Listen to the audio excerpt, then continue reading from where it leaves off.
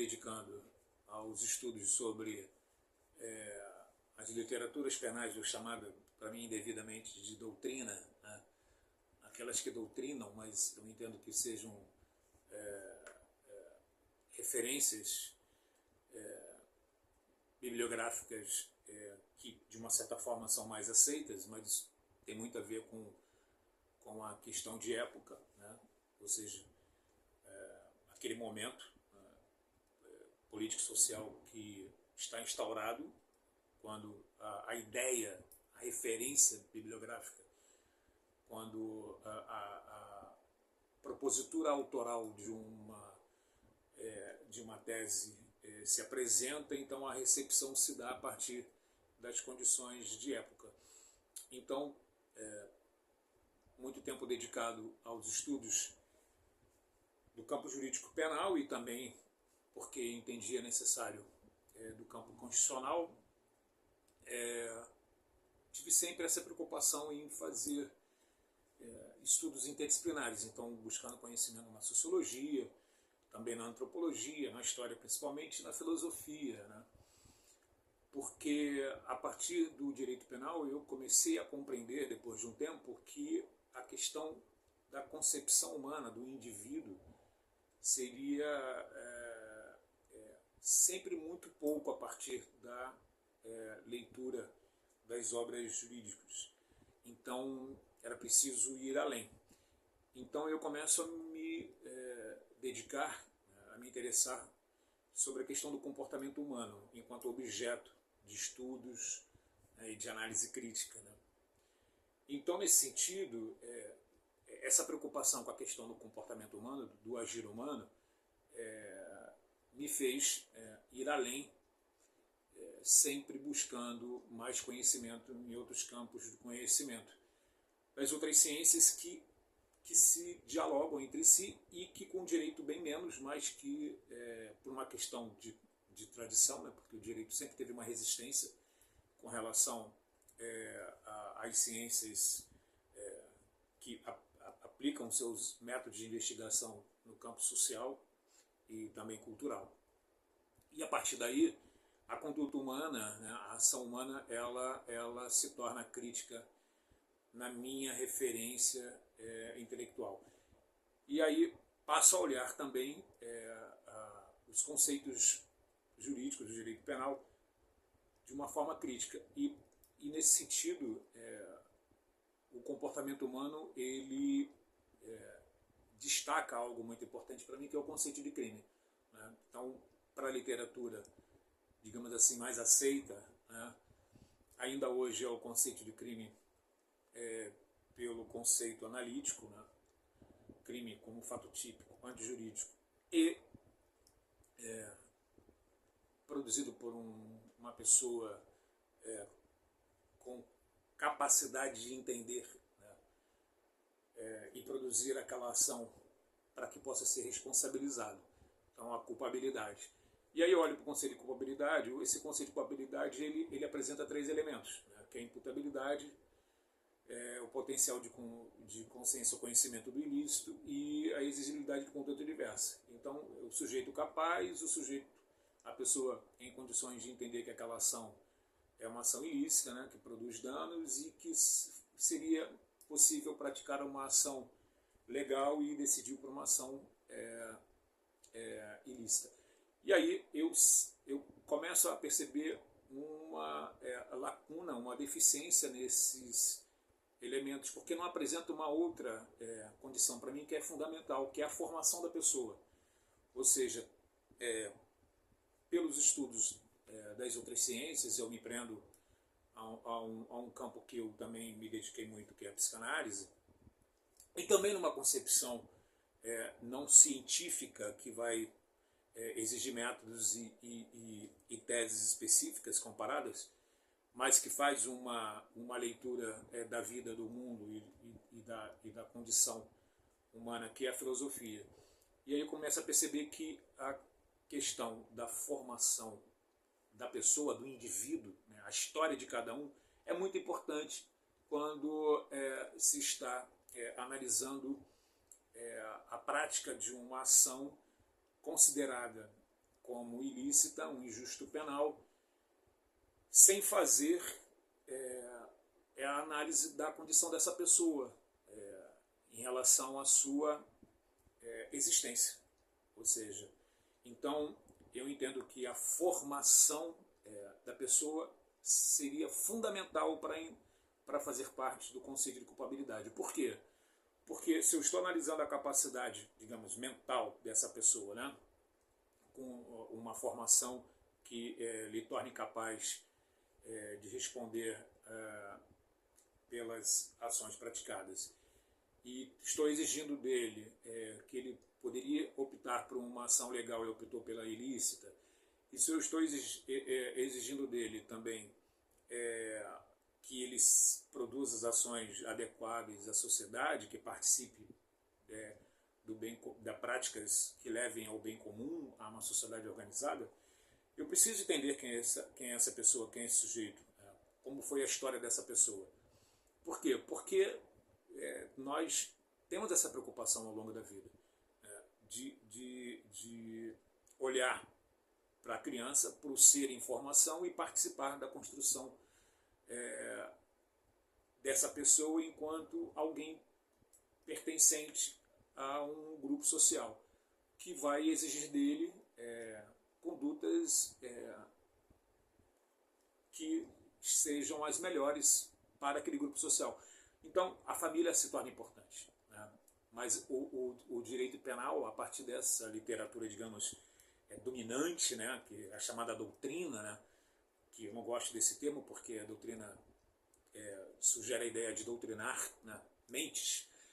Eu prefiro utilizar o termo literatura penal. Então, essas obras literárias que dominam, que são mais aceitas, né, vão descartar a concepção desse sujeito como membro de uma família.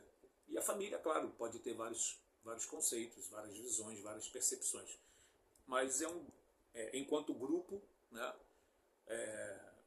de pessoas que faz parte de uma sociedade, né? Então, vai receber interferências dos costumes, das práticas coletivas vigentes ali, né, que predominam sobre todos. Então, as famílias recebem as influências dessas, digamos, práticas coletivas que são reconhecidas e aceitas e replicadas, e também das regras, né? Mas as regras são formadas a partir justamente da forma como a sociedade se enxerga, né? Então, a família recebe essas influências e essa família ela vai influenciar diretamente na formação dessa pessoa que está crescendo, né?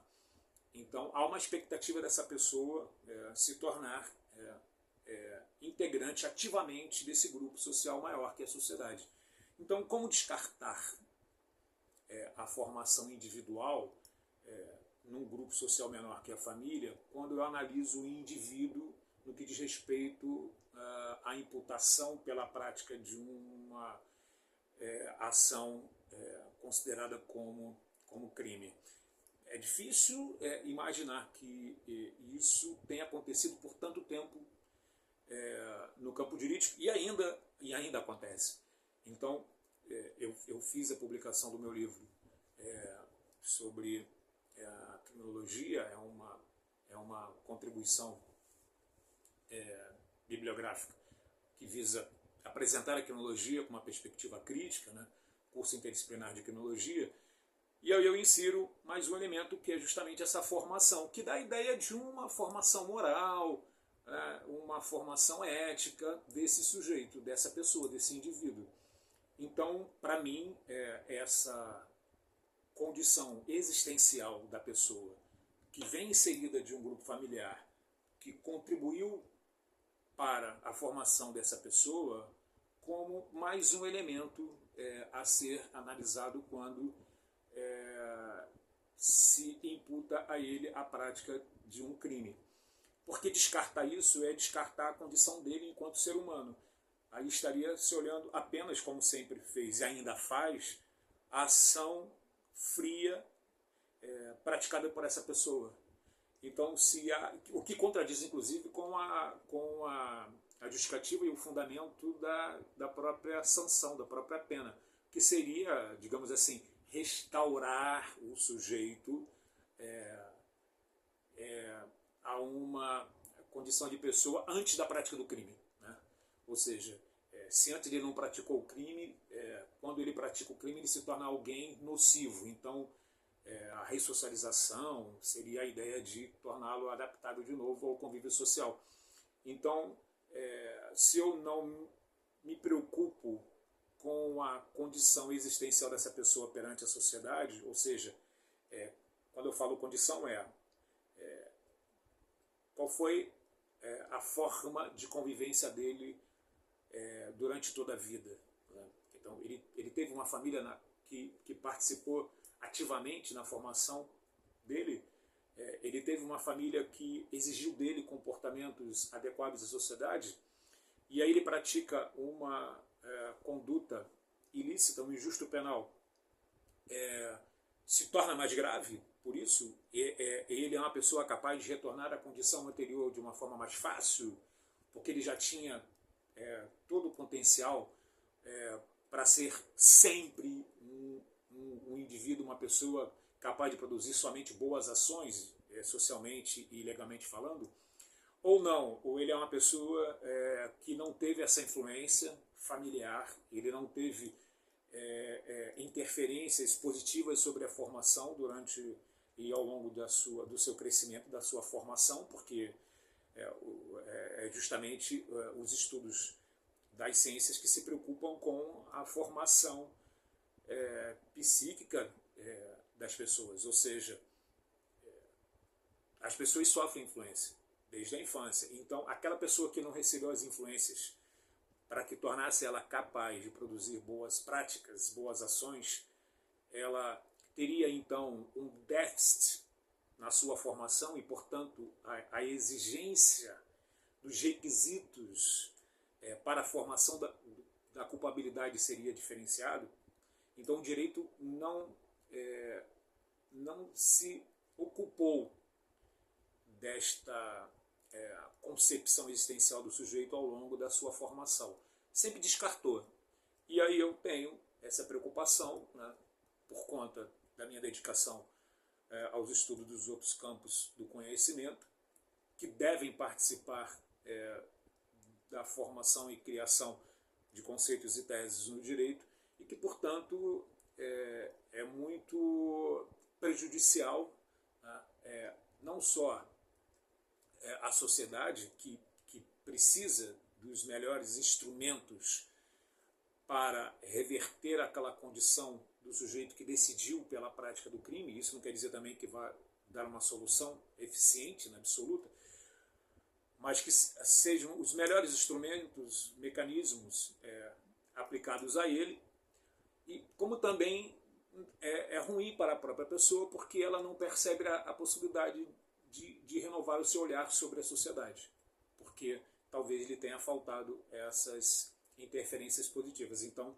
eu considero que mais um elemento no conceito de culpabilidade, que diz respeito à formação do sujeito, ou seja, formação ética, formação moral, claro que sempre relacionado aos costumes da época, às regras da época, mas que se analise como foi a trajetória, a caminhada durante a sua formação desde a infância, para que se compreenda melhor esse sujeito e se faça uma análise judicial mais justa, né? Senão fica sempre naquela superficialidade, como se fosse uma decisão justa e melhor para a sociedade, quando na verdade ela é deformada porque não se atém à condição existencial do sujeito no que diz respeito à formação dele, quais as influências que ele recebeu durante toda a vida, que são preocupações que as famílias, dentro de um padrão, querem para os seus filhos, né?